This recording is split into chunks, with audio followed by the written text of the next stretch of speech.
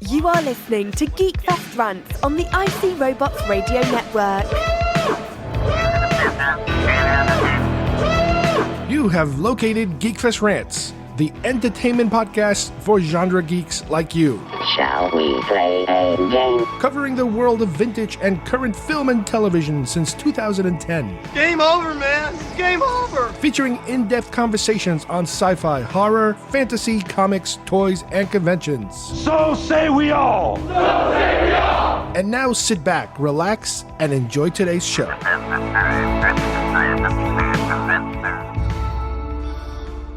Diana. Fighting does not make you a hero. What if I promise to be careful? Just a shield then. Diana. No sharp edges. Be careful of mankind, Diana.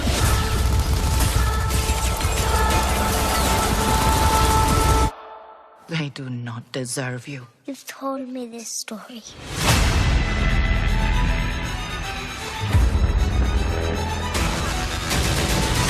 What is this place? Who are you people? We are the bridge to a greater understanding. Right. What is your mission? Well, here's the thing. You are in more danger than you think. The boys in the trenches called her Dr. Poison. Millions would die. The war would never end. I'm going, Mother. If you choose to leave, you may never return. Who will I be if I stay? Will come when you have to rise.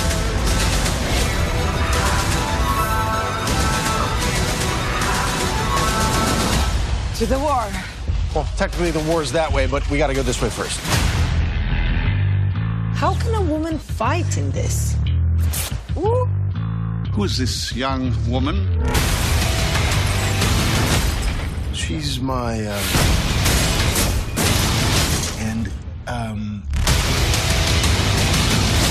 Diana, Princess of the Mist. Prince, Diana Prince.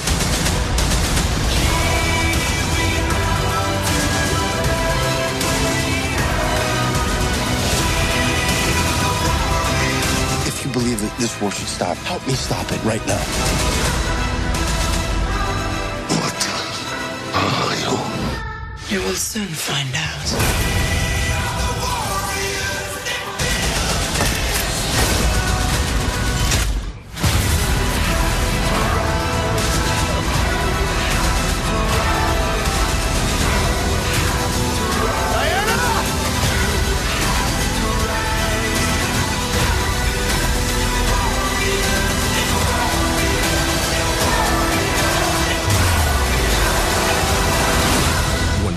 Rated PG-13. Experience it in IMAX 3D June 2nd.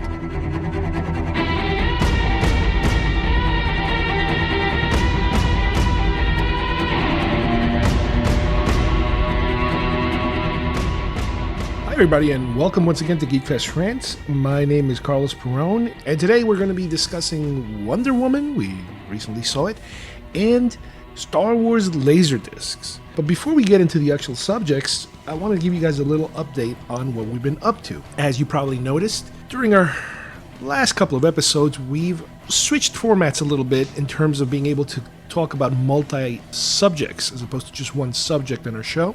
And we've also partnered up with the IC Robots Network. Within the IC Robots Network, they have a show called the Toys R Us Report. It is one of the shows on the network that I enjoy listening to that also deals with things having to do with genre, 80s, toys, all types of retro and vintage related geeky goodness that is right up our alley. And this we've done recently. We've basically been in contact with each other, myself and the makers of IC Robots, and the idea came about of why don't we try to maybe gather our resources and be able to form a small community so that we can cross-promote each other's shows and help each other out and allow our different listeners and viewers to be able to sample some of our other shows that we've done and that other people in the network do. At this point, it's only 3 shows we have on the network, and it might be growing in the future. Obviously, we have ourselves GeekFest Rants, we have the Toys R Us Report, and we also have the Mr. Sensational Gino Vega podcast, which is also in the vein of, I would say, a lot of wrestling and a lot of music-related subjects. So you will see some of our shows being cross-promoted. And if you go to our websites, you will also see links linking you to some of those other shows. Plus, on Facebook, we'll also have some of the shows, cross-promoting each other. So in case you ever want to give it a shot and try them out, you won't be disappointed. Now, let me also give you guys a little background, because by doing this cross-promotional endeavor that we've been doing, people jump into shows and they might not know what your background is in terms of, do you really want to go back to show number 1 to learn what this is all about? Well, let me give you guys, especially our newer listeners, a little background on myself. I've started this show back in 2010, November 23rd, actually, of 2010. And the original intent was to have a group of friends to be able to contribute to the subjects that we like to talk about in person, but many times we were not able to get together and talk about these things. So by recording some of these conversations that we would have when we would get together exclusively for the purpose of talking about these things, whether it was movies, television, comic books, you name it, technology, things having to do with, at the time, Laserdiscs, later DVDs, even old VHS tapes and stuff like that, we would have these get-togethers called GeekFest. And we would be able to hang out for a couple of hours and talk about these things. But later on, as we moved through and out of college and time became more limited in terms of being able to get together, we decided to start recording sessions of us talking with each other about certain subjects, whether we do it over the phone or in person sometimes at other get-togethers that we would kind of sneak out and have a quick conversation about and record it, having to do with a movie we just saw. But at times we would also be able to get together and talk about certain films that we liked, and even do film commentaries where we would watch a film and a lot of us would just comment as the film would be playing. A lot of interesting facts about the film to kind of go along with your watching of the film. Well, this went on for years, and new people came in, old people went out, and I would say over the last year or so, especially even as far as 2 years ago, with my move to Florida, the ability and commitment of people to be able to continue to do this started to slip away. So the show naturally started to become more focused on certain individuals and not others. And the overall participation started to narrow and narrow more. So that seemed to be a good place and a good opportunity for the show to kind of rebrand itself and reformat itself. Some of the shows I would listen to, including a couple of the Toys R Us Report episodes, gave me the idea of possibly focusing it more and to make it more centric with myself as the primary host. Now, with that said, I still like to dip into, for example, my son, because he's into a lot of the things that I'm into, and he's also a big comic book guy. And sometimes I might have some co-hosts that will like to contribute, and, they're big fans of a specific subject, that I would not ignore. With that said, like I mentioned before, I'm always looking for new contributors, new hosts, as I have a spot I've been putting on lately, because I do like the chat format, but it's also refreshing to be able to do a whole subject and then be able to switch gears halfway through and go to a different subject, which is something we've been doing lately more and more. We've had shows now where we deal with up to 3 subjects sometimes, because a lot of times you don't need a whole hour to talk about something. Something might only require maybe 15 minutes, which is perfectly fine. And then we can kind of cobble together all these separate pieces and turn them into a show. As I mentioned earlier, Wonder Woman is the big one that we're going to hit today. We recently saw the film, and I have both my wife and my son joining me today to review it. And we must warn you ahead of time, it will be full of spoilers. You know that at this show, we love the spoilers. This is an opportunity for us to really tear a film apart in terms of get very nitpicky about what it's supposed to mean, what it's supposed to say. So we examine all theories, but in order to do that, we have to go through everything that the writer of the film or the director is giving us. in order for us to be able to do that. So be careful. We got a lot of spoilers coming. And then afterwards, Laserdiscs. I'm going to give you a little background on my particular involvement with Laserdiscs, and specifically the Star Wars saga. How those films made it into my Laserdisc collection, how they progressed, its entire lifeline, because lasers really didn't last too long, but they definitely made a big impact on my collecting, and I believe the industry itself, in terms of leading us to the DVD revolution and beyond. So let's get on with the show and start with Wonder Woman.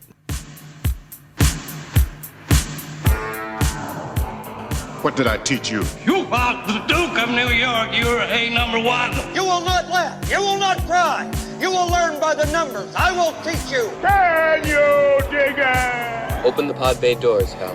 I'm sorry, Dave. I'm afraid I can't do that. That spawn of Satan.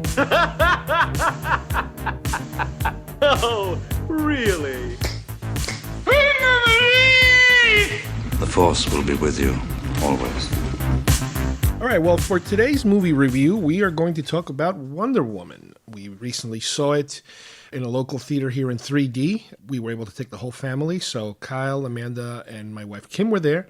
And I have Kyle and Kim here today to help me go over the movie and to get our feelings in a row in terms of how we felt about it. I know that for a while now, there were, it's the usual song and dance of, oh, there's reshoots, oh my God, this movie's going to be horrible. And there was a little bit of that going on, I remember at first. Yeah. Then little by little, the buzz started to change. And over the last, I would say maybe 2 weeks, reports were coming in that people were having a positive reaction to the film. Now, this isn't the first time we've seen Wonder Woman in terms of, this is her first solo film, but this particular actress playing Wonder Woman already showed up in 2 other films, right, Kyle? Well, one other film, which was Batman vs. Superman. And we saw her in the teaser or the trailer for Justice League. Yeah. Now, when we saw her last time, there was no backstory other than just the picture, and the mysterious picture. Which we see again in this movie. Right, and we see how that picture was taken and where it came from and all that stuff. But when we saw her in the previous film, it's modern time, and she's already in full-blown Wonder Woman mode in terms of she's just somebody else who all of a sudden comes out of nowhere to help, with what's happening. And in the process, we then get that little mystery thing about the picture, which is, I guess it's a way of teasing us what's happening with this film in terms of saying, oh, wait a minute, her background has to do with this old black and white World War I-ish kind of looking picture. Yeah. So that's where we ended up. So let's go over a little bit with the story in terms of one of the best things that you have with a movie like this that everybody usually takes advantage of is the fact that you're doing an origin story. Now, this movie, I think I would say is like a third origin story, I think? Because it was a pretty big chunk of the movie, taking place. The whole thing was an origin story. Well, I'm talking about her, where she came from. Well, yeah, but this entire movie was building up to her, her first real appearance as Wonder Woman, Right, her introduction to the world. So let's go over a little bit of that. We start off with her growing up in this mysterious island. Yeah, New Themyscira. Which is, as far as you know, in line with what the comic book is about? Yeah, this is very tight to the comics. I couldn't really pick out much differences. You're talking about the island stuff. Yeah, all the island stuff was, honestly, that was all spot on to me. But the fact that the movie, when she's an adult and comes out of the island, takes place in World War I. Yeah, originally that's not. Originally it's World War II. That's where she meets Steve Trevor. I could only speculate that the only reason they probably jumped to World War I instead of World War II is because we already saw World War II with Captain America. Yeah. This movie definitely handled, though, the war aspect much better than that movie did. Yes. I liked the Captain America movie. I know you didn't like it as much as some of the other movies, but I really liked it. But I liked the way that they handled it here better. So in this one, again, we start off with she's in the island. She's being raised, with the rest of these Amazonian warriors. And her mother is reluctant to train her in whatever these other warriors are being trained at. And that is part of the mystery in terms of, they give you this mythology story of how Zeus battled some of the other gods. Yeah, that's accurate too. And was it Ares is the one that finally had to be defeated? Yeah. And it was in the process of the queen helping to defeat him. Yeah, those that story, it's kind of like the comics, only all the gods didn't die in the process, because they're all still around in the comics. And in this story, they're talking about men are also the ones that helped defeat some of these. Like, men are the ones that started, warring with each other at first. because Ares granted them that poisoned ability. their minds or something like that. And that kind of carries over in this movie in terms of the motivation of what is happening further down the line. So it's basically, she wants to get trained. They don't want to train her, but secretly the sister of the queen, her aunt, I guess, is the one that's secretly training her. And she's the one in charge of all the troops, I guess, and training everybody. And in one instance, she gets caught and, she's in trouble and the mother doesn't want to tell her. And, there's some kind of mystery happening. And she also is aware that they have these secret special weapons kind of area in case they ever need to use them again. And one of those, you see the lasso of truth, and you see this special sword that is supposed to be the special secret weapon to defeat Ares if he ever comes back. So in this particular situation, when she's upset about what happened, she sees what appears to be a plane coming through out of nowhere, like materializing in the sky, not coming from a very long distance, kind of opening the sky and coming through. And the plane crashes. The pilot is Steve Trevor, played by Chris Pine from Star Trek. As soon as she rescues him and brings him out, there's a whole bunch of other soldiers chasing him in boats. And they come through also, and they land on the beach, and the Amazonian troops meet what appear to be German troops, Ottoman Empire Germans, and they get into a little bit of a battle there. As a result of that battle, they lose a lot of Amazonians. They kill everybody except for Trevor. Diana has to defend them because they think he might be part of that group, but he actually helps them defeat them. But in the process, the sister gets injured and dies. So Diana no longer has anybody to train her who's kind of on her side. And they bring Trevor into their village, I guess, and he kind of lets them know what's going on because they put the lasso of truth on him. And they all find out that, it is a world war that we're in the middle of right now. These guys are completely unaware of it.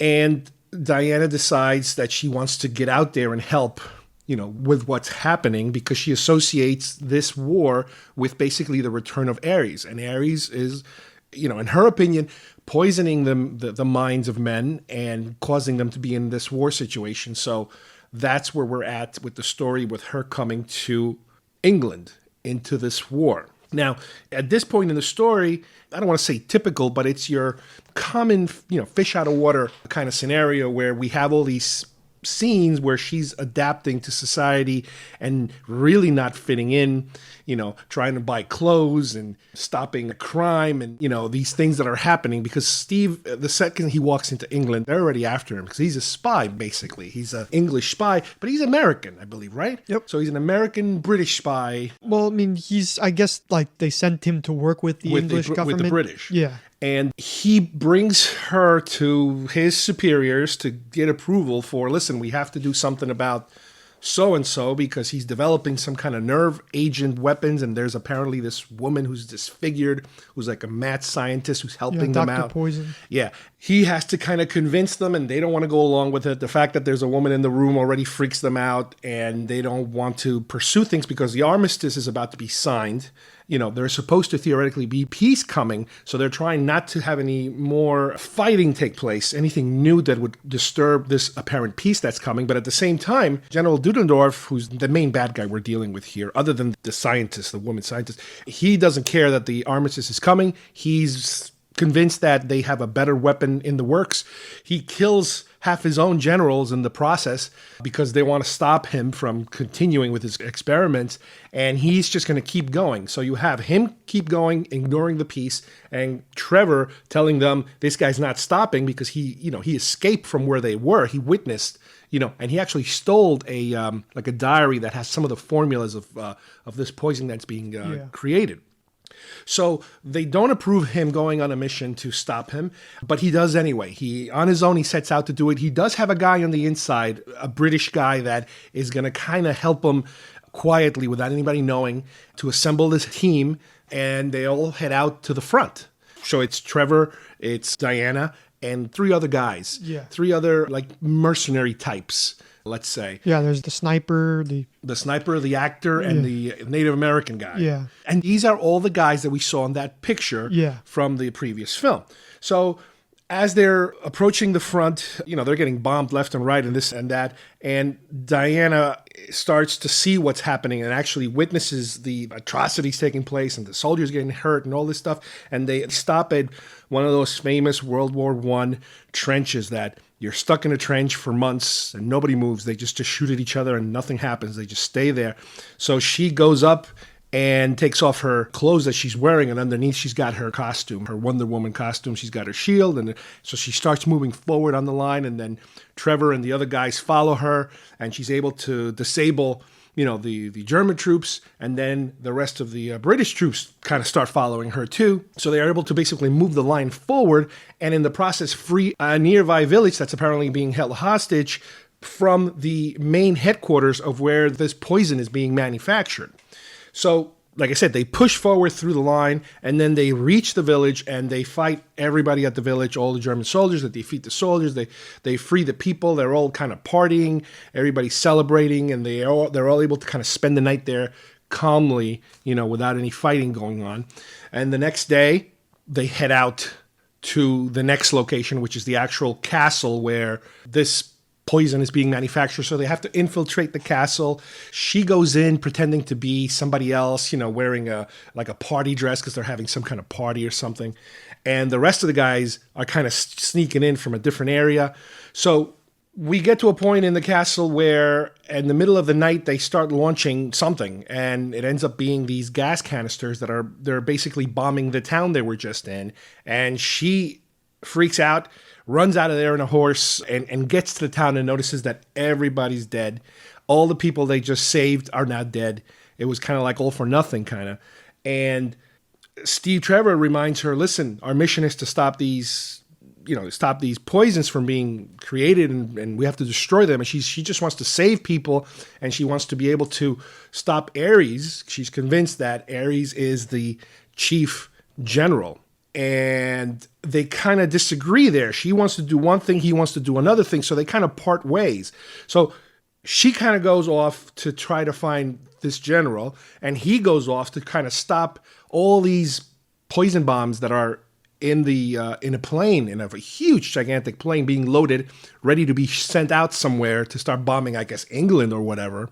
And now you have the third act of the movie, which is kind of your typical superhero type of, she defeats the bad guy, she fights with him, he has these slight superpowers sometimes because he takes this, it's almost like a drug that he makes him super strong, but she's able to defeat him anyway, and she ends up killing him because at first she was just kind of knocking people out and pushing them out of the way, but afterwards, when she noticed that everybody is just getting killed left and right and they bombed everybody, she's kind of like, okay, I have to kind of turn this up a notch a little bit because this isn't working. People are still dying no matter what I do. Trevor, on the other hand, is sneaking into that plane and with the help of his friends, and he takes off on the plane and is trying to figure out a way of, how do I get rid of these bombs? So as she finishes fighting off the other guy and kills him, this general, she kind of realizes or starts to feel like, wait a minute, I don't think this is working either because I just killed him, and magically everybody didn't just stop fighting like she thought that they would because of this mythological story that Ares is poisoning people's minds. So as soon as you kill Ares, everybody stops fighting and they're all friends again or something. But it doesn't happen. At that point, we realized also that the guy that was helping them, the British guy, shows up to kind of tell her, listen, this isn't working. You're going to have to do things my way because I'm the guy in charge. And she realizes he is Ares. So they're kind of bringing the supernatural, mythological part, kind of shoehorning in at the end of the story. And, he has all these powers. He can teleport from one area to the other. He can kind of like summon steel and metal. And at one point, he blows things up and then he creates like armor, which is similar to when we were watching it in the beginning of the film. The armor is more like what his comic book representation with is. The horns and all that stuff. Yeah. And that's kind of how they showed it to us in the beginning when they were showing us how Zeus vanquished, killed him and whatever. One point also that it's worth mentioning, and it's a little bit of a spoilery point, and that is that we do find out that Diana is really Zeus's daughter, and that's something that her mother kept quiet, and that is the mystery that she wouldn't let her know, which is why when she finally kills the bad guy, Ares, she kind of says something like, she calls him brother, because she kind of understands, or we understand now, that the weapon was not the sword, because she loses the sword. The sword gets destroyed by Ares. She is the weapon, and that's why Ares wants her to join him so that they can both, do that whole rule the world type of thing, brother and sister ruling the world. And that is the crux, the big mysterious part of the story. So again, this is a more typical superhero ending where you have these incredible supernatural things taking place with, the fighting, and while this is happening, Trevor is able to get the plane away, but he realizes the only way to destroy this is going to be to blow the plane up while he's flying it, and he does that. And that also triggers, with her, the loss of her new boyfriend, I guess you can call him, which is a tragic point in the story, which I was surprised that they went that far. Yeah, getting rid of a character like that. Well, I mean, that's how it kind of happens in the comics, really, when after they first meet. And also, I kind of felt like that was kind of a lot like Captain America, only it's more about the person on the ground than the person in the plane. Yeah, I mean, there are some similarities there. But anyway, at the end, you have again, I don't want to say typical, but it is kind of typical. She finally is able to defeat Ares, and people do kind of stop fighting. Now, I don't know if they stopped fighting because Ares has been defeated or because the armistice came through. I don't think it's because Ares has been defeated, because otherwise Batman versus Superman would have never happened. There's still bad people out there, so. Of course. But, there's bad people, and then you have the supernatural superhero villains that are still all over the place. Now, another thing that I forgot to mention was that the movie actually starts in present time, because she is going to a museum. She's like a museum curator, right, to retrieve something. A suitcase, and in that suitcase, there's that picture that we talked about earlier, the actual photograph from the other film, from a note from Bruce Wayne. This is what you were looking for, or something like that. Yeah. And she's kind of like reviewing it, and so I guess that must take place before. No, I would have to be after Batman versus Superman. Right after he's delivering the picture. Yeah, to this her? is when they're forming the Justice League. Okay. So that's where we're at right now. The movie basically ends with them being back in the city, looking at, everybody celebrating the end of the war, and they're looking at a memorial wall with a lot of the dead soldiers and pictures of them, and you kind of focus on the picture of Steve Trevor, and again, everybody's celebrating, but she's very sad at the end. And then we jump forward in time again to what we just mentioned earlier, the modern day time, where she kind of wraps up looking at the picture, and she hears some kind of call, some kind of explosion or something in the background that makes her go outside, and she's ready to go back into Wonder Woman mode, I guess, and continue doing her crime fighting, I guess, in modern time. So that's pretty much where the movie leaves us. So let's talk a little bit about the film itself in terms of, how do we compare it to other films? How is this special or not special? What things were done well or not? Why don't we start with Kim? I think it's special, all right. It's the first superhero film I've seen in a long time that really struck me. I mean, I've enjoyed Thor, I've enjoyed some of the Spider-Mans, Batmans, so I'm not saying I don't enjoy the films, I do, but I've gotten a little tired of repetitive origin stories that change from time to time. I've gotten a little tired of making some of these superhero characters, I guess, more, quote, modern. I've gotten tired of seeing superheroes battling each other, and none of that rings true to me. I mean, I'm a child of the 70s, so to me, my superhero characters were good through and through. They were brave, they were bold, and everything they did was out of, through their heart or through a sense of justice. And you don't always see that as clean cut anymore, but I think I saw that in Wonder Woman. Everything she does, whether it's aggressive, kind, sweet, naive, bold, everything comes from her heart, comes from a sense of justice. And I found that really refreshing. And I also, I have to admit, enjoyed the female power component of it. Well, the fact that she is not from our, I don't want to say world, but from our time or even our civilization, let's say, it's different because you're dealing with a character that is not already used to what's happening in the present. Your Captain Americas, your Iron Man, your Spider-Mans, they're all contemporary figures, even though Captain America jumped Thor. from the past to the... But Thor is not a babe in the woods. He's a warrior, so he's already used to that mode. This is one of the first characters we get that is completely, in a way, innocent in terms of not being used to this level of violence that exists in the world. Because, like, her entire existence, they've never actually had a war of some sort. Right, and they purposely shielded her as a young woman from anything having to do with violence because the mother didn't want her involved in any of it until later.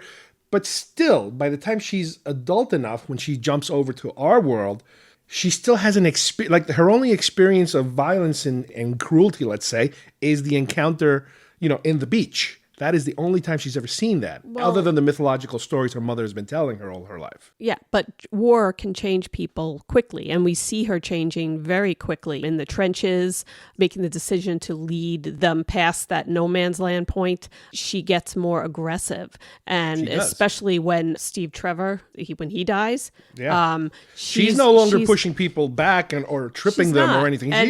She's slashing and stabbing and everything. By being naive about stuff is over for her, but she still does stuff from a point of justice and love after that. She's a true classic superhero mentality. The other thing that makes it different, and you mentioned it, that makes it refreshing, but it's not the fault of other films. In other words, yes, Spider-Man, they're going to continue to retell Spider-Man and Batman and Superman. Those are your A-tier characters. With Wonder Woman, we never had her origin story on a film. We had the TV show, and the TV show, it was definitely not as campy as Batman's television show. Right. But it was 70s camp. Yes. And I remember I loved it as a little girl. And I've seen it more recently, and I'm like, and oh my gosh. It does not hold up. It doesn't hold up at all. It does not hold up. However, the one thing that does hold up is that same nature, that same sense of justice. And that's the part that I'm missing in some of these movies. Yes, they act for justice, but I just don't enjoy watching superhero characters fight each other over a disagreement. Well, but that's something... I know. It wasn't invented. It wasn't invented 2 years ago. It came from the comics. The comics, at a certain point, you got to do something different. So in the comics, you have them fight each other, then they're friends again, and all kinds of weird stuff like that. But it's still, to me, a superhero is supposed to portray a certain ideal. Well, and you can blame it on the comic books, whatever. If I want to see heroes that are that faulty, there's plenty of stories for me to follow. I've heard similar arguments with people our age, let's say, because a lot of people kind of get stuck with the image of Christopher Reeve. They get stuck with the image of even a more modern image like Captain America, which is one of the reasons I wasn't a big fan of the first Captain America film. I enjoyed it, but I found it kind of cheesy in terms of the way they treated World War II. It's almost a sentimental, romantic view of World War II, as opposed to this one where I think they treated completely different, and it's World War I, and it's more like a war serious. Film. This was more like a war film than Captain America was. The Captain America World War II portray, as far as and I know a lot of it was supposed to be a little cheesy because Hydra's cheesy. Right. But also the way that, he's selling war bonds and people are singing but he's aware of the fact that it's cheesy. But the war itself, the way that they were handling it they really loaded the Hydra part a lot because I guess they didn't want to deal with a real Nazi presence in a film. If they went with like the comics, all the Hydra agents would have been in green and white, yellow pajamas. Well, that's even worse. That would be so bad. But let me put it this way: the World War II aspect of Captain America was not the Raiders of the Lost Ark World War II aspect. No. Those are real Nazis you're seeing portrayed in film. Now, granted, they're not Schindler's List Nazis, no, but they're not Saving Private Ryan Nazis, but with Raiders of the Lost Ark, even though you're dealing in a supernatural theme at certain points, they were able to keep those characters pretty serious and realistic. Mm-hmm. Captain America did not do that, as far as I'm concerned. But this one did. This one, you're dealing with World War I, which is probably, we talked about this earlier, it's probably the reason why they didn't go into World War II is because it's been done already. And you don't want to repeat yourself. So World War I could kind of fit in the whole scheme of things. Yeah, I mean, it's not that much of a time difference. It's only like 20 years. And we kind of know already that they're aging completely different. We don't know what, like when she's young, we don't know what year that is in our world. No. It could be like the Middle Ages for all we know. I don't know how her aging works. It's honestly, I don't know either. Like when it's always something like that, I always picture it's like the clones from Star Wars. They grow up, they're grown like pretty quickly to be that prime age, and then they stay that prime age for a while. And then they decelerate later. Yeah, but that's Star Wars. Here, I have a feeling with her, it's a gradual progression, like a normal human progression, except, Over 2 years of hers could be 50 years of ours. I don't know. It could be something like that. So who the hell knows? The fact that she looks identical, 100 years later. Yeah, that says a lot. Yeah. Okay. There's obviously, so they're going in that direction. So who cares? I mean, they might not visit the past.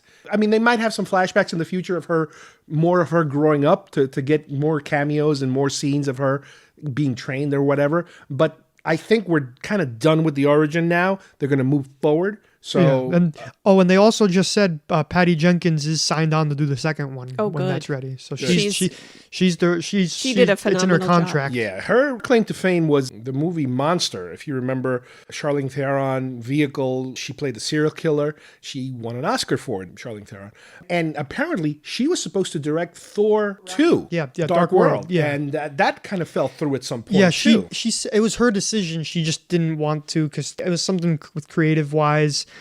So it's a good thing she held out for this one. So now, let's talk a little bit about the DC world. I know everybody craps all over DC for the darkness issue. And yes, it's dark, but that's the DC flavor. In other words, Marvel has its look, DC has its look. DC is generally in the comics a significantly darker storytelling. From Dark Knight, which is still my favorite superhero film ever, Dark Knight. Dark Knight is my favorite, but Captain America 2's Winter Soldier is my favorite of the Marvel side. How about you? Where are you with that? Yeah, well, I definitely put this movie above Captain America, the first one, wherever that was, but I mean, you're putting me on the spot here with this. Yeah, but what's your favorite? Come on. My favorite right now, I guess, I think it would still be maybe Avengers or Civil War. Okay. What about DC? What's your favorite DC? DC, I'd have to say it would probably be Dark Knight too. Yeah. Okay. I would say Dark Knight was, and Wonder Woman has surpassed it for me. What about Marvel? Have you seen enough? You haven't seen all the Marvel films, so you really... You haven't seen Civil War. You didn't see Civil War. Because you're still poo-pooing over Spider-Man. I mean, see Civil War. Well, let's put it this way: if you, But I've seen. That's what we should watch. Civil War is a continuation of Winter Soldier, so it's that flavor. But the Captain America movies, Winter One and Winter Soldier, bored me. So I'm not. I guess Civil War is more of an Avengers film, in my opinion. Now I did enjoy Avengers. I mean. Let's talk a little bit about and Thor. I love the Thor films. And there's one more coming that looks really, really good. Yeah. Let's talk a little bit about the, I don't want to say controversy, but the baggage that a movie like this comes with. There was an issue apparently with the Alamo Theater, because it's Wonder Woman, they did a Women's Night screening that you had the typical reaction from the typical people that react a certain way. I assume it's the same people that reacted bad and wanted to boycott Star Wars when they realized there was a black person and a woman leading the film. Yeah, I think this was the Texas theaters. Only the Texas theaters at the time were doing that one screening. And then I think they did more. It was in Texas after all. It was a publicity stunt to raise money, right? Who were we raising money for? For Planned Parenthood. It was to raise money for Planned Parenthood. They decided, somebody creative said, "Hey, it's a female superhero. It's a female director. Let's have a girls' night." And I think it's a fantastic idea. Oh yeah, it's a fantastic idea. But it wasn't meant to irritate anybody. It wasn't meant to. It was a let's get women together. I'm not gather sure money. And what put triggered the backlash. Was it the women's only or the Planned Parenthood or a combination of both? Because usually the people that don't like one don't like the other. Right. It was probably a combination. But I mean, if you're going to be against them raising money for Planned Parenthood, then fine. That's your right. People have different opinions. I understand that. But don't bash a gathering of women watching then you look like an idiot. Like I I'm said, sorry. once again, it group sounds of women to me to watch. You have the first female superhero film to come along. I mean, that's the just problem is you look like that an idiot. you women need to know your place, and this film does not put you in your place. So that's probably the problem. It put us in our place as an incredibly strong superhero, and not only that, the woman who directed it. She was phenomenal. Yeah. That's neither here nor there. Well, like I said before, it's a nice bonus. the protest, the backlash, which was, I haven't heard squat. I don't know if they got 3 people to boycott the thing, but again, it sounds to me like a similar group as before. I remember they all went on Fox screaming about how much they hated Star Wars, how much they're going to burn their tickets, whatever. But apparently they did have another Fox incident where one of their anchors was complaining that she wasn't wearing the red, white, and blue She's outfit, never been to America. What's your problem? But she's America. She represents the but the she American. doesn't. But she hasn't even visited America in the movie until it's supposed to be like Captain America.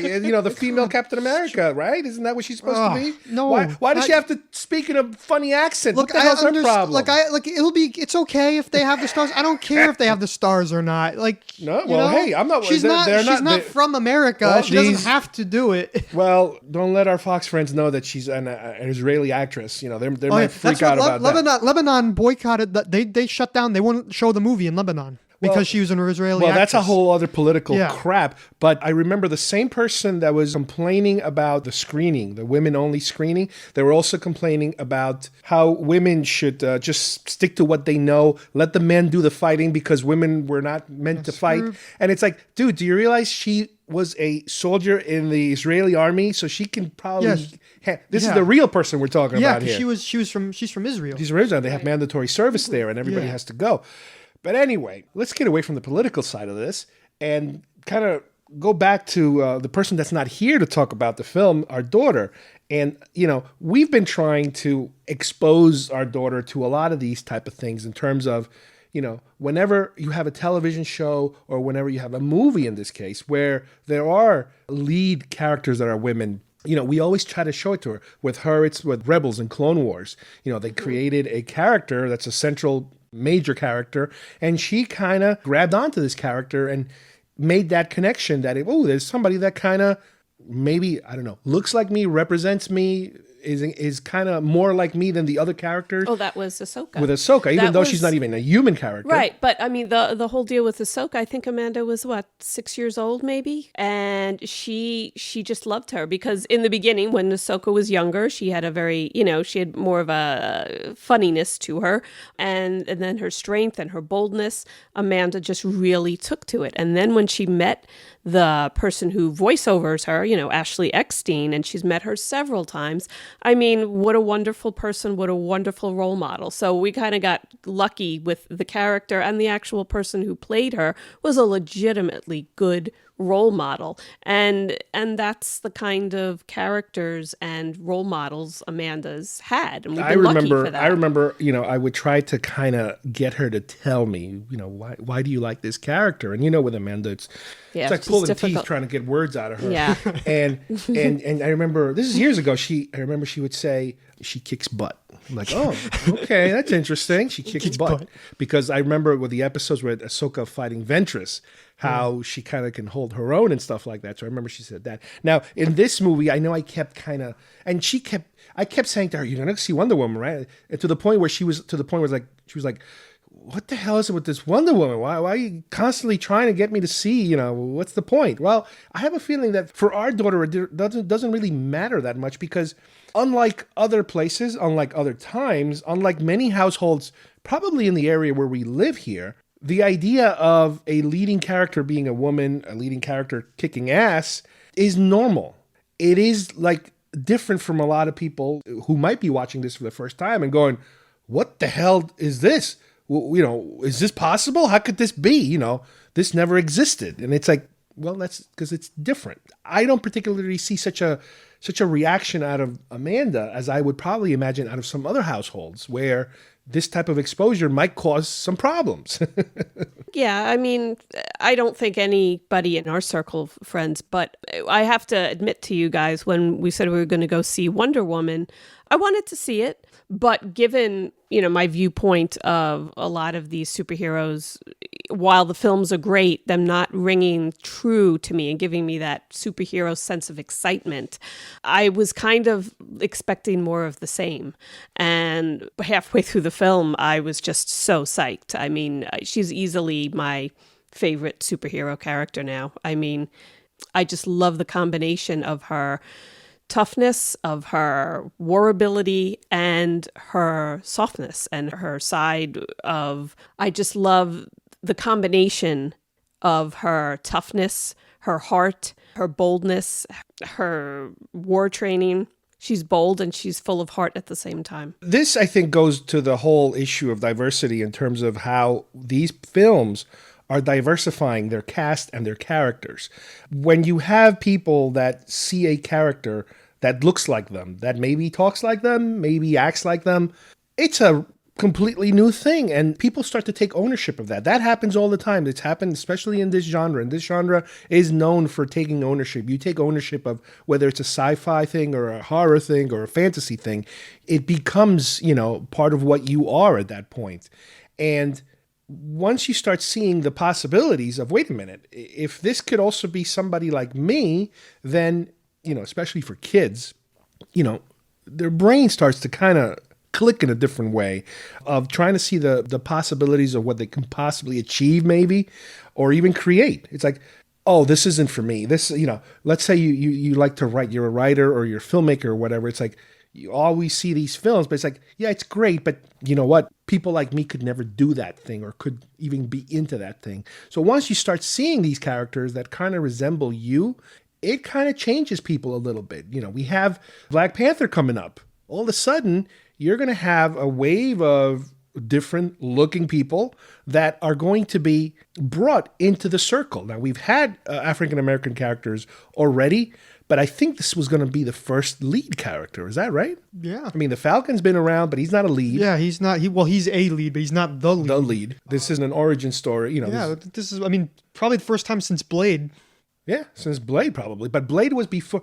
Blade was the second renaissance of superhero films. Yeah, but like in Blade this came in the middle. MCU, yeah. The current modern incarnation of the superhero films, Black Panther is going to be the first of its kind. Now, remember, Wonder Woman's the first as far as women are concerned. We have Captain Marvel coming. Yeah, that's going to be Marvel's response. That's Marvel's first female lead. Yeah, that's going to be coming out, I think, after Infinity Wars. Both Infinity War movies are over. So it's good that both DC and Marvel are, in their own little private war with each other. Yeah. They respond in that way in terms of expanding the diversity of their characters. The way the critics also responded to this movie, too, like especially Rotten Tomatoes. I remember Batman vs. Superman, it was like 30%.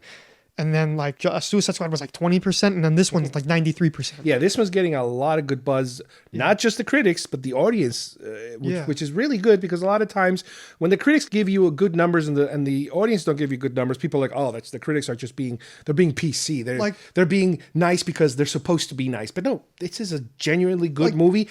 I would say it's probably the best one so far of the Justice League type of crew in terms of your Batmans, your Supermans. I still hold on to my Dark Knight as my favorite, especially because of Heath Ledger. He stole the movie. The guy just stole the movie. Yeah. But as far as I'm concerned, this one's now the lead of the DC's definitely. ones. Yeah, by far. But like Batman vs. Superman, for me, the more and more I talk about it and think about it, the less and less I like it. Wow. Just because of how choppy it is at certain points. And then Suicide Squad, like it sets up a good universe, but that's all it does is set up. That's it. It was one gigantic origin story. Yeah. And then Suicide Squad, honestly, I thought it was a great Suicide Squad movie, but as a movie, it's not that good because the way it's too choppy, but that's kind of what Suicide Squad was in the comics. And that's kind of how you got to read Suicide Squad too. And I thought it was a great interpretation of them, but as a movie, it's not that good.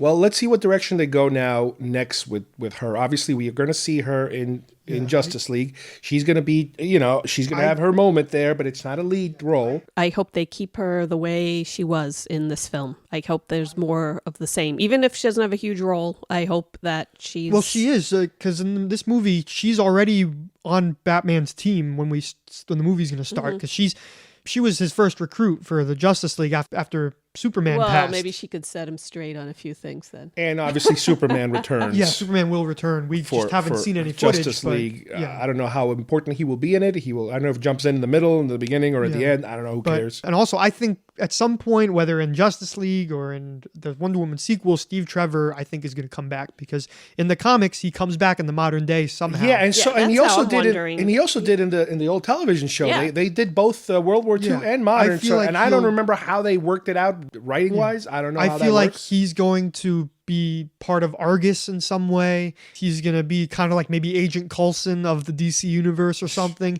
because his character is a very important character in the Justice League as a whole. I don't understand how they're going to bring him back. But they honestly, have to. they have to bring him back with all the comic knowledge that people know. They have to bring him back somehow. Yeah. Two more points I'd like to make a little bit after recording the show. There was an article posted interviewing the director, and she did theorize or summarize, it's her movie, she can say whatever she wants, that she speculates that the age of Diana is about 800 years old when we meet her leaving the island, which means for the contemporary films, the Justice League, Batman vs. Superman, when we see her in modern times, and even in this film, in the beginning and at the end, she's about 900 years old, which would place her birth somewhere around year 1000, 1100, somewhere around that time frame. So that kind of helps us gauge what we're looking at with this particular race of warrior women. My last comment having to do with, and I'm going to bring up politics again, I think this is a perfect character to bring in during our current situation politically, in terms of trying to balance the deck a little bit now, with portraying this character that politically, this particular type of character has been diminished and insulted and brought down to the ground, as far as what's happening politically right now. It's a good way to counterbalance what is coming out of, the political spectrum right now with a character like this. So I assume everybody is thumbs up on this one? Thumbs up. Oh, yeah. Two thumbs up. And Amanda is not here, but she definitely gives us thumbs up too. Alrighty, we will let you guys know when we have more information on future DC films. I guess Justice League is right around the corner. Justice League's in November, yep. So we'll be hitting that one next, and all the other future ones, because they're just cranking them out like they're going out of style. You can collect them all. You are a toy! Batteries not included. Get those wonderful toys. Details on specially marked packages at participating stores. Is that the $6 Million Man's boss? It's Oscar Goldman. Why do you have that? That's worth a lot of money. That's much more valuable than Steve Austin. Action figures each sold separately. Hi, I'm Chucky, and I'm your friend to the end. Some assembly required. All your favorite Star Wars heroes and villains. I have 3 of each. 1 to display, 1 to open, and 1 just in case.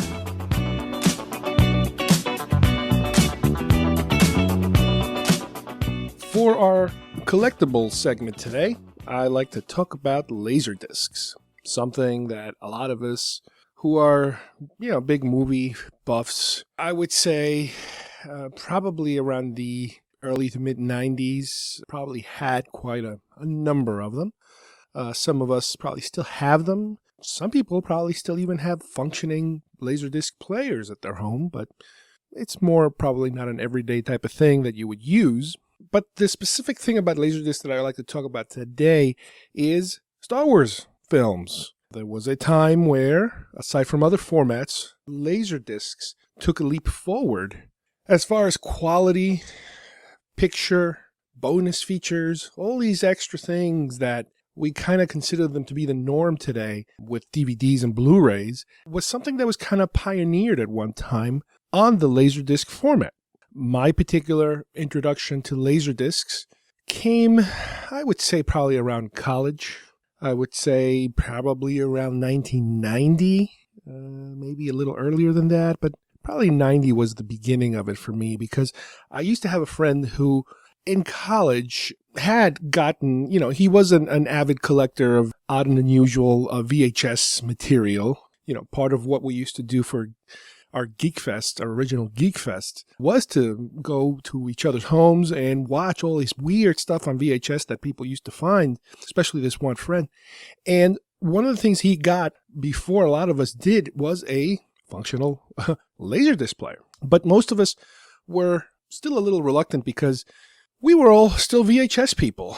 And the idea of investing a couple of $100, and back then, the earlier investors could have been spending anywhere from to $300, $400, $500 or more, because obviously when you have new technology, the early investors or the early people that jump in that bandwagon end up buying the expensive, guinea pig type of models that might not necessarily have all the features that eventually you get for a more reasonable price.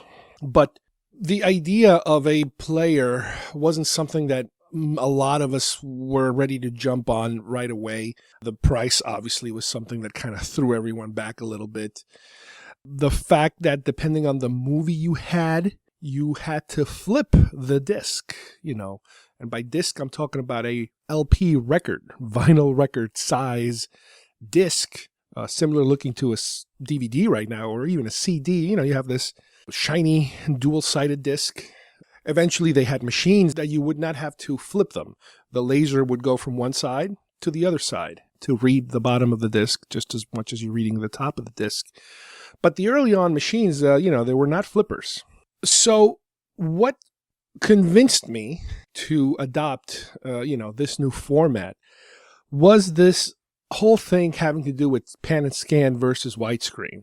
Pan and scan versus widescreen, it's something that most of us grew up with not really understanding or really appreciating or really making the connection that when you go to a movie theater, most times you're watching a very wide-looking film. But when you came home to your regular television set, films that were on VHS, for example, or films that were just played on television, regular television, they were not in this very wide format. They were more of a box format.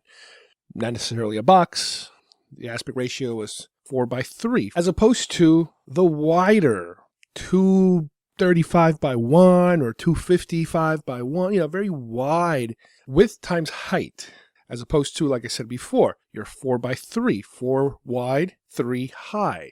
Slightly wider, very slightly wider than the height. Almost a square, let's say. So I do remember in college hearing about, in Japan, they have HD sets. And in Japan, they have different aspect ratio already. And, you were able to watch things pretty much in the same aspect ratio that you watch them in the movie theater. And still, it wasn't the type of thing that I was like, yeah, but, what would that look like? What exactly are you dealing with when you go to that extent to be able to see an image?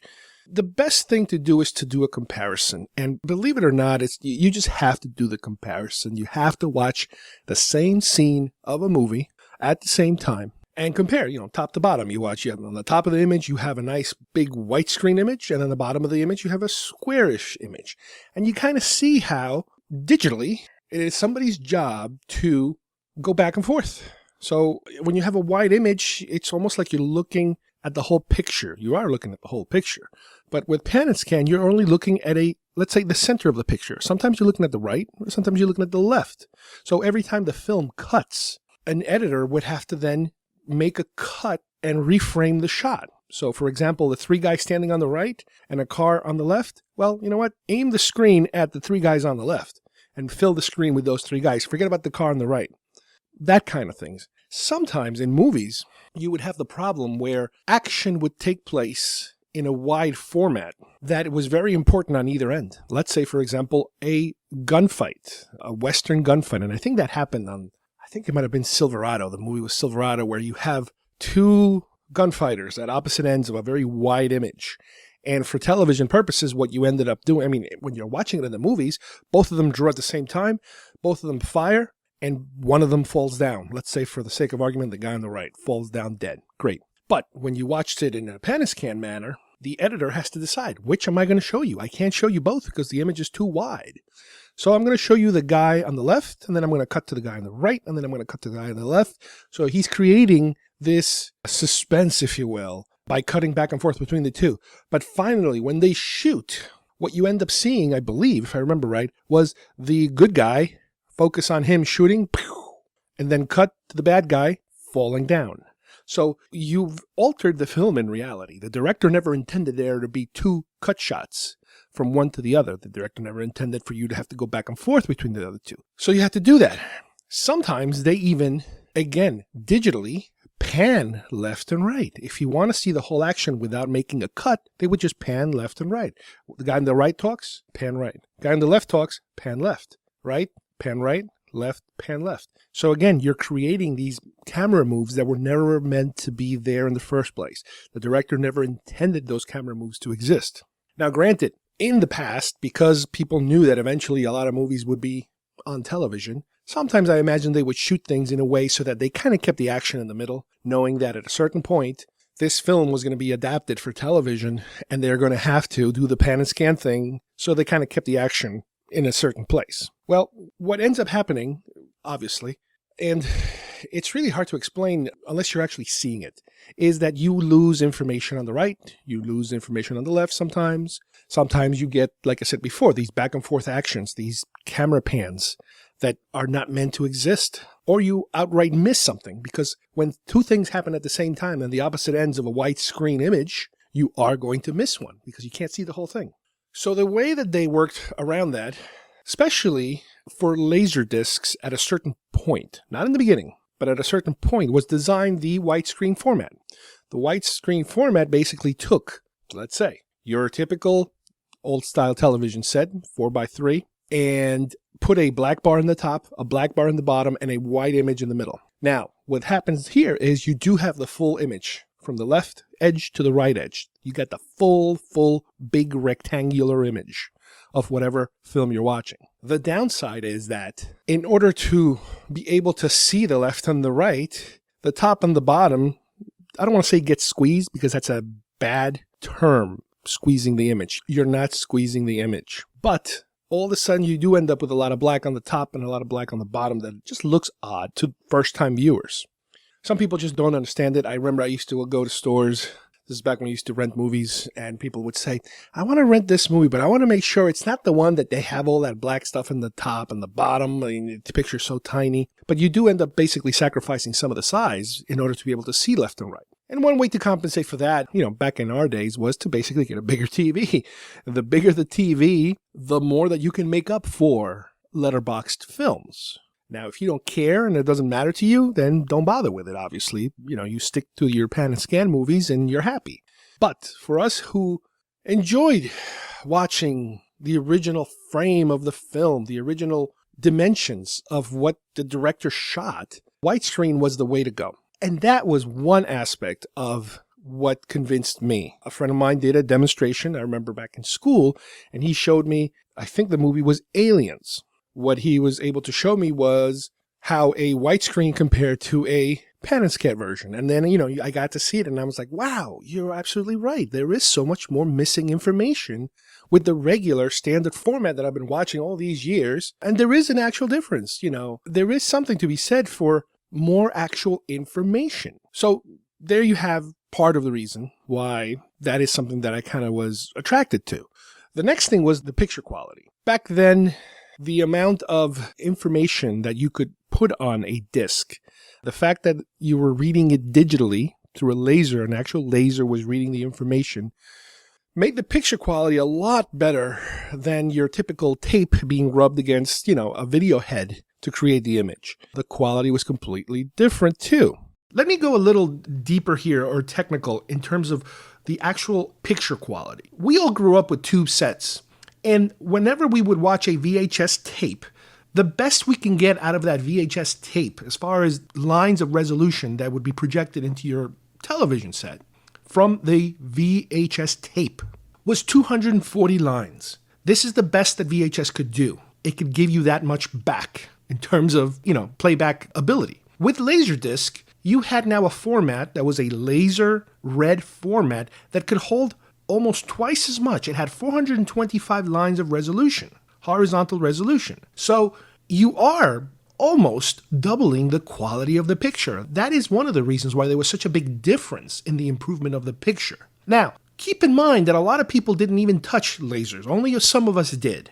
Some people went straight from VHS to DVD. By the time you go to DVD, you go to 540 lines of resolution. That is a big, big jump. That's over twice as much as what you had with VHS. That is why people that go from VHS to DVD notice an even bigger difference. Those of us who went from laser to DVD, it was an improvement, but we were already kind of halfway there. Now, what's funny about DVD and even Laserdisc is that back then, and I remember this because I had a regular color tube set, and as I progressed with my Laserdiscs and even DVDs, I ended up getting bigger television sets. Anytime I upgraded a set, I would get a bigger one and a bigger one.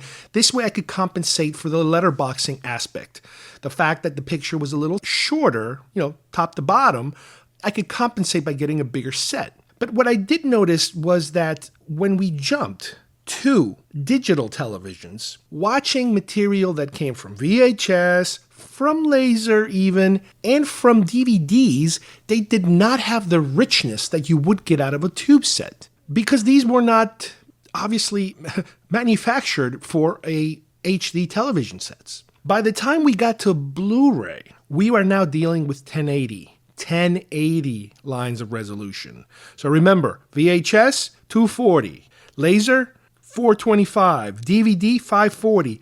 Blu-ray now explodes with 1080, twice as much, pretty much, as DVD, 5 times more than VHS. It's just a ridiculous number to kind of conceive in terms of why does it look so damn good. It's the resolution just completely blows everything out of the water. And remember, what's coming next, and it's already hitting the stores, is 4K, meaning almost 4,000. The actual number I think is 3,840, but it's 4K. It's almost 4,000 lines of resolution. So imagine the ridiculous difference. If Blu-ray is only 1080, about 1,000, 4K should be looking about 4 times better. It just boggles the mind, these numbers of how better these things get. Now, granted, you want to see 4K DVD, you're going to have to get a 4K television set to understand that, to comprehend those numbers. So there is something there that you got to kind of understand and be able to compensate for this technology that just keeps getting better and better. Every time I go to the movies, I keep looking at the picture and I'm saying, I think we're there. The picture cannot get any better. And granted, I have yet to see a real, true 4K demonstration. I think I might have seen some of those store displays that have a, like a nature show or something that was recorded on 4K, animals in the wild and that sort of thing. But I've yet to see a movie fully played in a 4K controlled environment to see exactly how much better is it, because it's just amazing what kind of improvements keep taking place in picture quality. Sometimes even, depending on the connectors you had coming out of your Laserdisc player to your TV, they had connectors. I remember back then, I think it was the S-Video ones that kind of were introduced, I think, with VCRs back then. Some of them used to have S-Video connections. But yeah, even with laser displays, I remember you had some alternate ways of plugging them to your television. It provided your television had also those same kind of connectors that would improve your picture quality, as opposed to just plugging it in through a regular RCA type of cable, by itself. There were a number of different ways of connecting it that would make your picture look a lot better. And keep in mind, this is all before digital television. With digital television, everything just went completely out the window and the picture just exploded in terms of how much better it looked. 1080, that is completely a whole other world. But by then we were dealing in the DVD world and obviously later the Blu-ray world. Now, some of the disadvantages that I remember were that, it was a new format, so you're always afraid of investing in a new format because you never know if it's going to last. But it was kind of known as the film snob format too, It was for people that were really, really into film that you would go in that direction and start buying these films. The other thing was that some of these films were very expensive and they were very well known for box sets. The box sets were something that you really hadn't experienced yet with regular VHS formats, and that is supplemental material. Something that nowadays is like a standard with any DVD, Blu-ray purchase is all this supplemental trailers, behind the scenes, interviews, director's commentary. That was a big, gigantic thing about Laserdisc is that finally you had a way of watching the film in a different manner. You could just not listen to the audio of the film and listen to the director narrating like how this film was made. Again, it was a film snob format, and we absolutely loved it. I jumped on it right away. I remember I was supposed to get one from a friend who was buying a whole mess of them for her work friends. All the work friends, they worked at a video duplication post-production facility, and they were all pooling their money together to buy a stack of them. And for whatever reason, at the last minute, my particular order didn't go through, or something happened where they could only get a certain amount, and I didn't make the cut. So I think it was 1991, December, I went to my local, which was maybe about a half hour, 45 minutes away, a store called Laserland. And I was aware of this store because, again, my friend was already somebody who was living in the island, and he was already the one who was aware of the store, and he knew where to get these things. And the store was called Laserland. The store has obviously closed many, many years ago. And that's where they had a huge selection, and they had all these box sets that I was just drooling over. Now, don't get me wrong. A lot of the films they already had out there were also just bare bone films. You might get a disc with just, the movie and maybe a trailer, and that's it. Maybe a commentary if you're lucky, maybe not. And that's something you could get for a decent price. But if you wanted a box set, one of those super thick ones with multi-discs inside with a lot of extras and bonus material, some of them might come with a little booklet inside, really, really beefy purchases, those could cost you in the $100 to hundreds of dollars, depending on what you were buying. Well, my first purchase was Aliens. You got to remember, it was and continues to be one of my favorite films. The supplemental material alone was just worth it a dozen times. The director's cut, the deleted scenes, all these things, I just had to get my hands on them. And that was my first purchase, off the bat. I remember I went with my girlfriend at the time, around Christmas time of 91, and made the purchase. And it took me days to go through all that supplemental material. But now that I'm switching formats, I already had a VHS collection of a lot of movies, obviously, not an insane amount, but a reasonable amount of movies.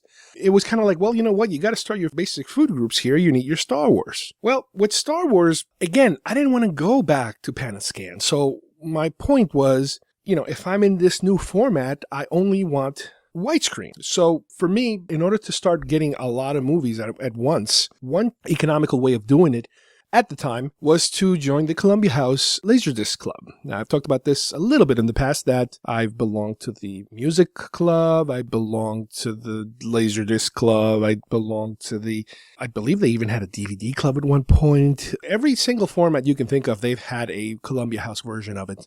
So in one swift move, I was able to order, I think for $0.01, the 3 Star Wars films, the trilogy, in widescreen. That was very important because I wanted my material in widescreen. Now, at that time, luckily, by the early 90s, we already had a version of Star Wars, the Star Wars original trilogy, in a widescreen format. However, the lifespan of the Laserdisc versions of Star Wars went through a whole bunch of different steps until its eventual demise of the format. Now, a lot of this information that I have, the specific technical information having to do with Star Wars releases on Laserdisc, comes from a book I am currently reading called A Saga on Home Video, A Fan's Guide to U.S. Star Wars Home Video Releases by Nathan P. Butler. Now, I'm in the process of still reading this book, and it is really a very cool book in terms of the reference material, the pictures, and all the different formats that exist in all home video formats. This book goes from, believe it or not, from 8mm film to laser to VHS to beta to DVD, Blu-ray, you name it. They kind of go all the way through up until the Star Wars releases that happened very recently with Rogue One. This particular author, I kind of knew his name when I started looking at, when I went through my Amazon list of potential books to buy. All of a sudden I'm looking at his name, like, I know this name. Well, he used to be a contributor to Star Wars Action News. He would do all of the books, any book reviews for Star Wars Action News a long time ago. I'm not sure if he's involved in it. I don't think he is involved in it anymore, but he used to do all the books. Every time a new book would come out, he would do his segment reviewing that book. And in YouTube, he's got his own channel going over, again, reviewing all these books, reviewing all these different video formats, and eventually he very recently put out this book, this reference book, which is really cool. And like I said, I'm only about a quarter into it, and I absolutely love it. I love all the different versions that are out there, that I've owned a lot of these things. But I wanted today to focus on just the Laserdisc part because, again, for a film nerd, especially, thinking back to my college years, that was one of the things that attracted, our group of friends together, was that, how we all enjoyed watching these films. And a lot of us ended up getting them. I would imagine from the group of friends that we had back then, the 4 or 5 or 6 people that would be hanging out together, having our get-togethers having to do with films and television, that sort of thing, Laserdiscs were a big thing. As Laserdiscs started disappearing, then one of our friends would then all of a sudden have, hey, I have this DVD thing I just bought. You guys want to take a look? And we would look at it and go, oh, I don't know, we have lasers, they're so cool, and this is a new format, but it's a lot smaller, and so we kind of went through that a few times. Are you a genre TV, film, sci-fi, horror, fantasy, toy, and convention nerd? Nerds! Nerd! Nerd! Do you enjoy listening to podcasts? It rubs the lotion on its skin or else it gets the hose again. Do you ever wish you could co-host a podcast? Mom! Take it easy. Lower it. I'm not going to lower it. I have to do this now. I don't mind you playing it, but lower it. This just might be your chance. Somebody help me! Help me! Help me! Help me! Shut up! GeekFest Rants is looking for new co-hosts. If you're interested, go to our homepage at geekfestrants.com and click on the hosting icon for more information. With Star Wars, it's funny because the way Star Wars on Laserdisc started was kind of very unusual, and I wasn't even aware of it until I read this book. The first official Laserdisc with a Star Wars theme, if you will, wasn't even any of the movies. In 1981, they put out a Laserdisc of the making of Star Wars, which included the original making of Star Wars and the SPFX, The Empire Strikes Back making of Star Wars. It was a set. I probably have never seen it. I mean, I've seen the shows, the actual presentations, on VHS or on television or anywhere, even on YouTube, these things you can find them. But the actual Laserdisc, I don't think I've ever seen it. They had VHS versions of these, like I mentioned, but I don't understand why they would have picked those two to be their first Star Wars themed release in that format. Very unusual. The first ever time that they actually released a Star Wars disc, I'm talking about Star Wars A New Hope, in the Laserdisc format was in 1982. This cost about $35, which in 1982, that's quite a lot of money as far as I'm concerned. It was released in a CLV format, and that is an extended play format. Now, the thing you have to understand about Laserdiscs is that there were basically two formats in terms of the speed of the disc and how much information the disc would hold. Similar to VHSs, if you remember, you could record in one mode or you can record in another mode, and some even had a third mode. And depending on which mode you used, you would be able to record more material, but you would sacrifice a little bit of the picture quality. Well, with Laserdiscs, you had a similar situation. These early versions of Laserdiscs, with the CLV mode, you had basically an hour on each side of the disc. And, as I mentioned earlier, also, because you had the early machines that wouldn't flip over. I mean, I never owned a machine that flipped. From what I understand, the flippers, what they used to call them flippers, they were more expensive, obviously, because you didn't have to go and flip the disc to the second side, side 2. But because of the mechanics of a machine that actually has to do so much movement, I believe those had a higher rate of breaking down. So this particular machine, like I said before, half the movie would be on one side, half the movie would be on the other side. Now, here's where it gets a little tricky. If the disc can only hold 1 hour on each side, that means that the maximum amount of information you can put on these discs, or this disc, is 2 hours, 1 hour on each side. Well, Star Wars A New Hope is 121 minutes. So what they would do is they would run the film through a time compressing unit so that a few seconds would be trimmed here or there. Certain static shots might be fast forwarded a little bit, very slightly, so you barely notice it. So when it's all said and done, you're able to gain that 1 minute back maybe 30 seconds in the first half and another 30 seconds on the second half. And that way you get to see the whole film more or less, but it's been slightly tweaked so that you could squeeze all that information. Now, most of the times you might not even notice it, especially if you're dealing with 1 minute. 1 minute is not that much. The problem comes when you have a movie that's 2.5 hours and you try to compress 30 minutes of it, time compress 30 minutes of it. That's a very difficult, sloppy thing to do. This particular release was also in stereo. Back then, stereo is how they started as far as audio options were concerned. In 1983, they took the same film, repackaged it, once again in stereo, sold it under one disc. No difference whatsoever except for the repackaging. There's a lot of repackaging that gets done through the years. Every couple of years, they basically re-release certain things and just repackage them, and people buy them. In 1984, they re-release Star Wars, and they add The Empire Strikes Back. Both of them, once again, in the CLB format. Now they have stereo and surround sound as far as the audio options. Again, this is a Laserdisc. One of the advantages of Laserdisc also was the fact that the audio was much better, and you had the capability of processing the sound through a home theater system. That gave you a little more as far as sometimes it gave you more channels, sound separation, that sort of thing. And in this case, the introduction of surround sound to a format. This was also in one disc. Here's the catch. The Empire Strikes Back was 124 minutes. Well, this got a little more complicated now. Because of the time compression technology, for Empire Strikes Back, they had to compress 4 minutes, which, again, I don't know if you can notice it in these older discs, but it's unfortunately something that you had to deal with. You still did not have a true version, a true reproduction, as far as time goes, of the film.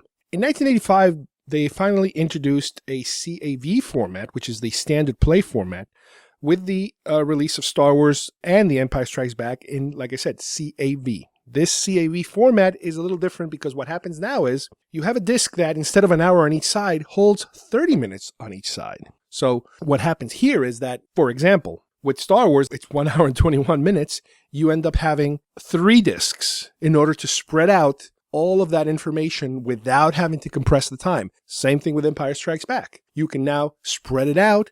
Unfortunately, it takes more discs. It's going to cost you more money. In this particular case, each movie was running for about $70 because you are giving the customer more physical material. You're going from 1 disc of recorded material to 3 discs of 2.5 sides worth of recorded material per film.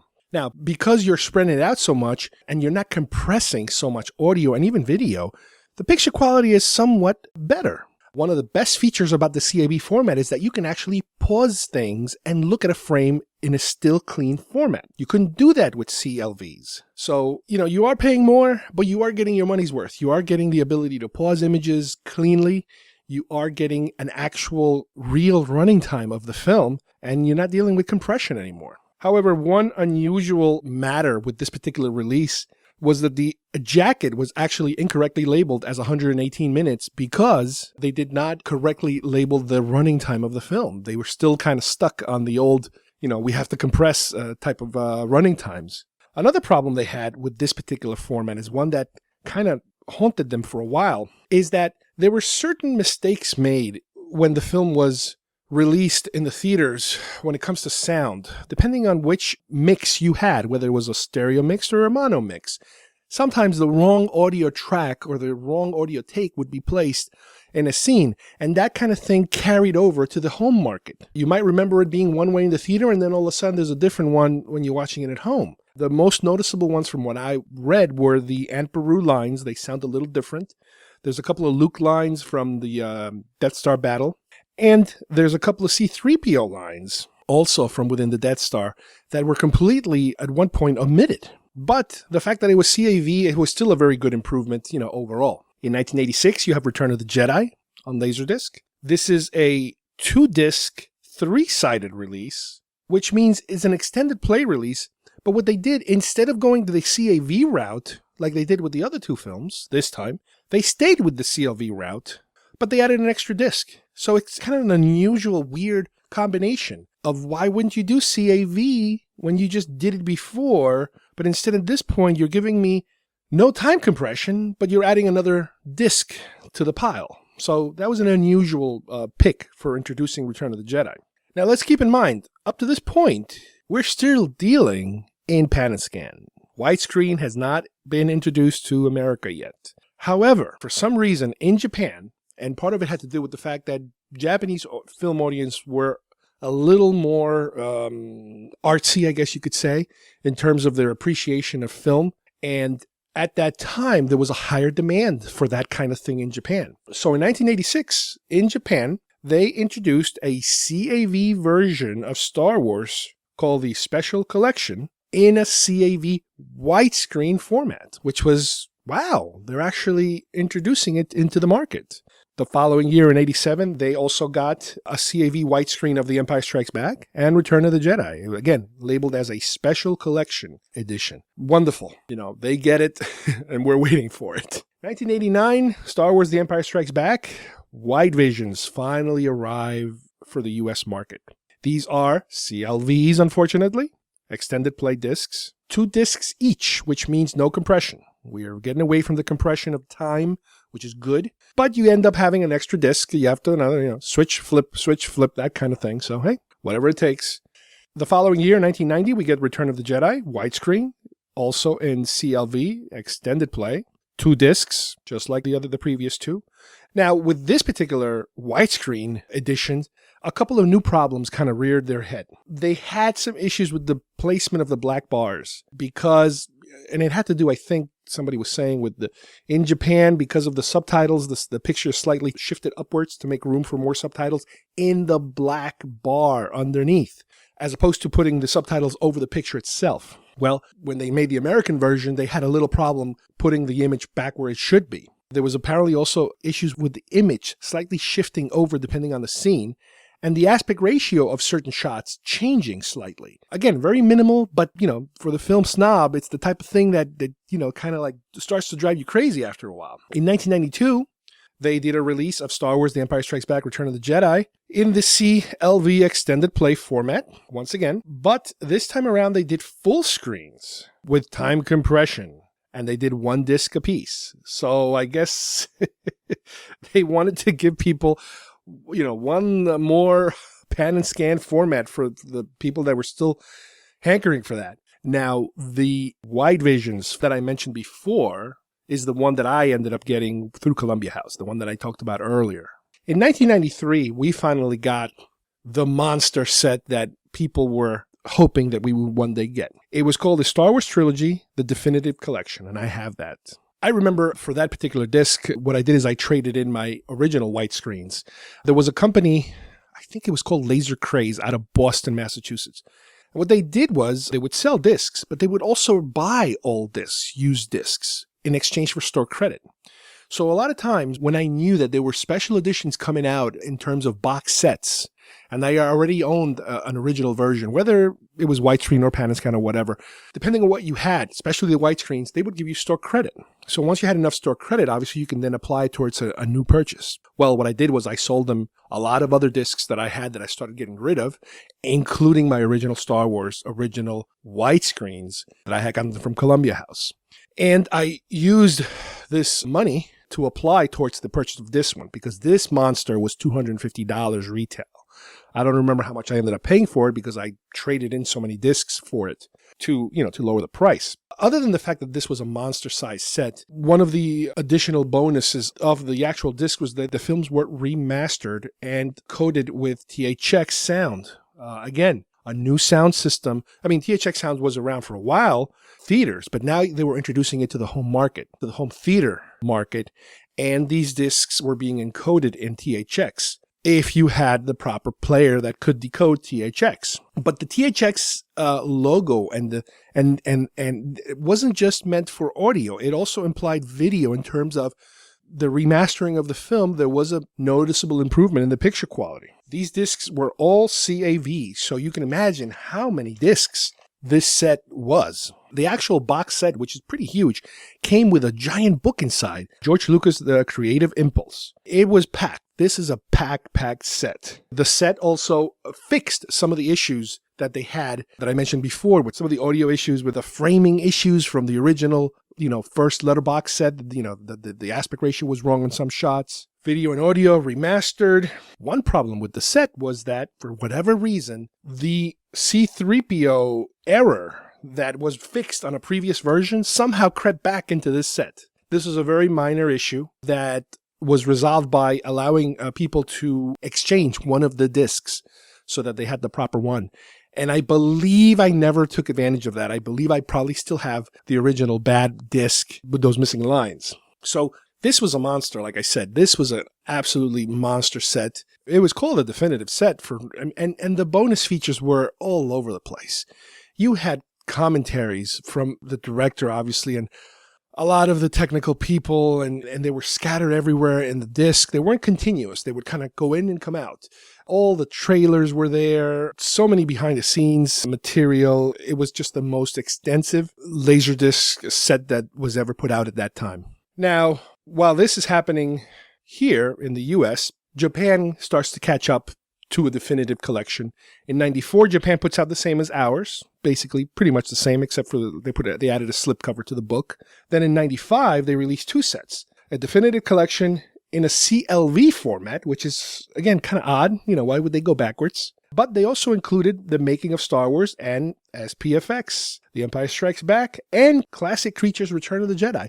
So that first disc that I was telling you about from 1981, two of those documentaries are in here for the Japanese version. And then they added the third one. And the third one, I believe, was a documentary from CBS about the making of Return of the Jedi.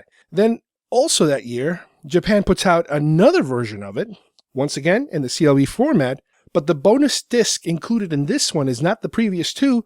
This one is From Star Wars to Jedi, The Making of a Saga, that other documentary that I believe was from PBS that is out there still to this day. So they were able to release those as part of their domestic Japan releases, which is something we never saw included in Laserdisc format with the films. It was only there the first time, and I missed it. I never even heard of it. In 1995, we have the release of what is sometimes called the Faces cover Laserdiscs, which is a THX remastered version of the definitive collection, except it's a more affordable version of that. This is all three films, and they each has the face of a character instead of the classic poster. They are standard play, CAV, with no compression, and the only bonus material, as opposed to an extra book and the tons of materials that we have in the definitive collection, the only bonus material is an interview between Leonard Maltin, the film critic, and George Lucas.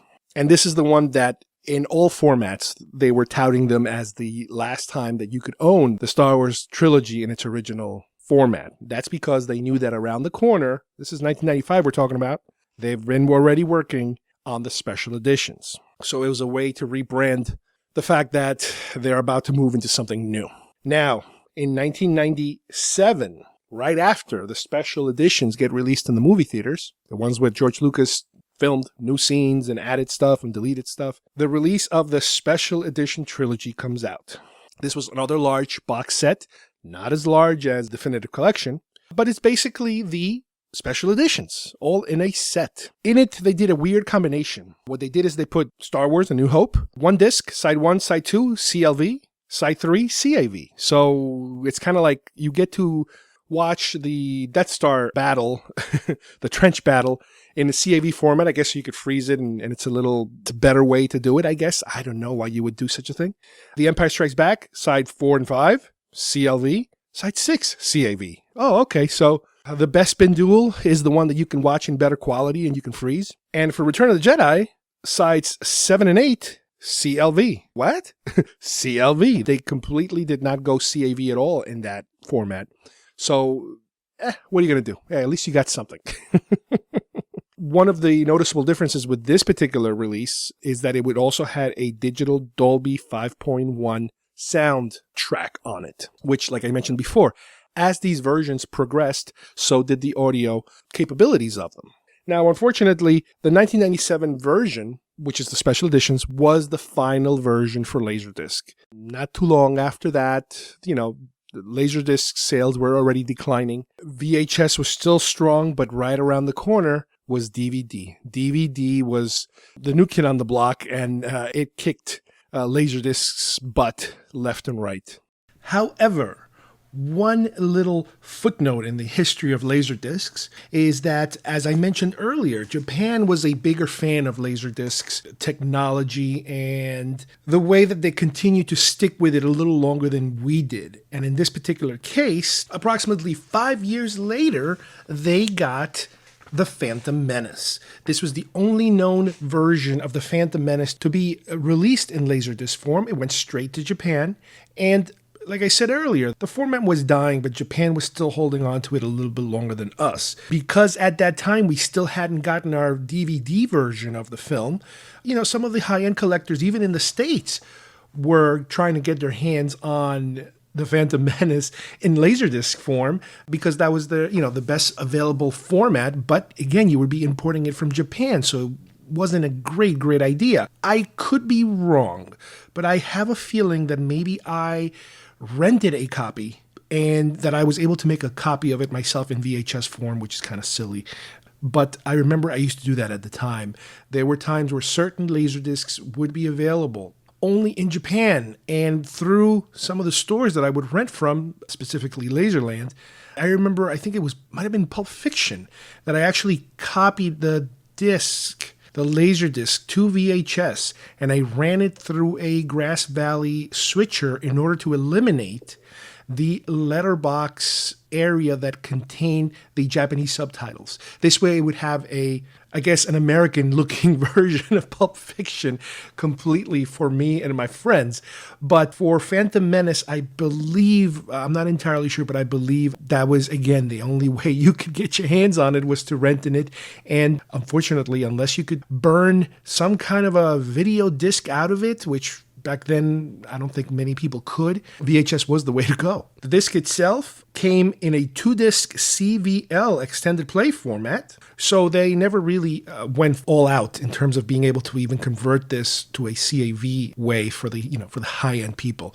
But that is technically the last one that was manufactured in Laserdisc form from the Star Wars film library. So, as I mentioned before, I still, I did get rid of my original widescreens, but I do still own my definitive collection, and I still own my special edition in Laserdisc format in those big box sets. I never got rid of most of my big box sets, even though I can't play them because I don't even have a machine anymore.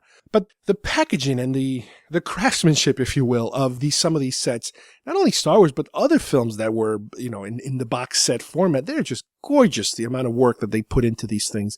The definitive set is also one that there are certain materials that are included there that have never been transferred over to DVD form or Blu-ray form. There are certain things that were never copied over, and I had the feeling they were never going to, and they haven't yet. So what I did is at one point, I transferred from Laser to my computer, and then I burned off DVD discs of some of the features that I was pretty certain we were never going to see replicated somewhere else. So, for example, all the commentaries, I copied them all to a DVD form.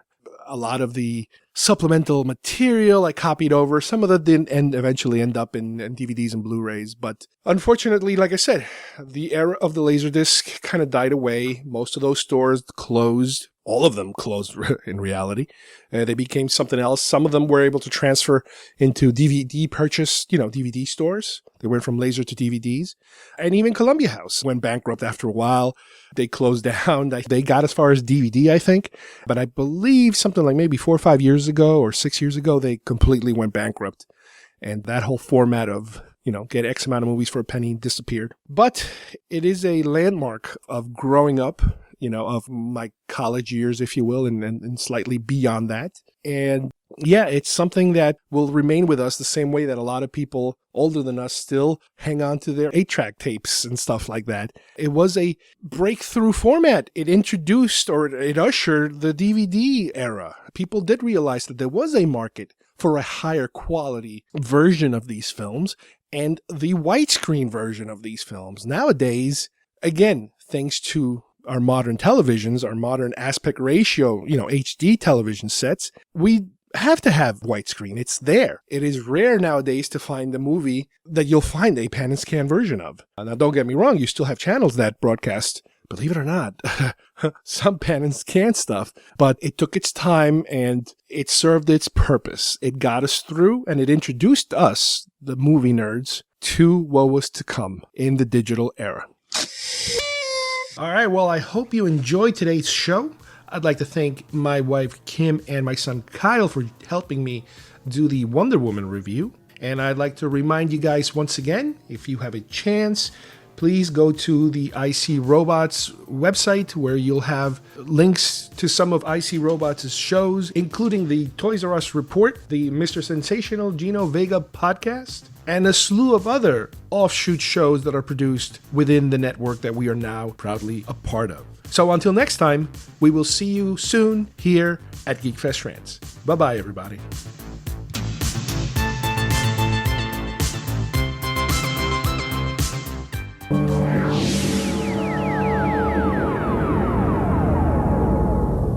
Can you imagine seeing movies as close to the original cinema quality as possible at home? We came, we saw, we kicked its ass. Then you're ready for Laserdisc.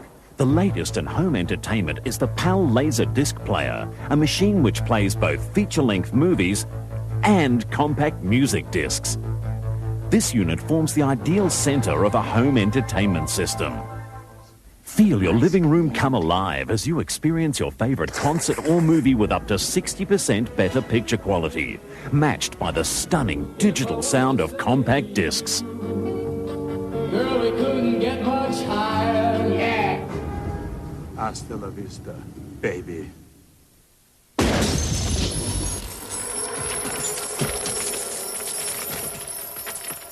And these discs don't wear out. They're the same high quality the first time or the 100th time you watch them. Laserdisc will become the format you choose for watching movies. And the extensive range released each month includes everything from classics to blockbuster new releases. No matter what your taste in movies or music, the PAL Laserdisc player allows you to enjoy the future today. Join the home entertainment revolution with Laserdisc. You won't believe the difference.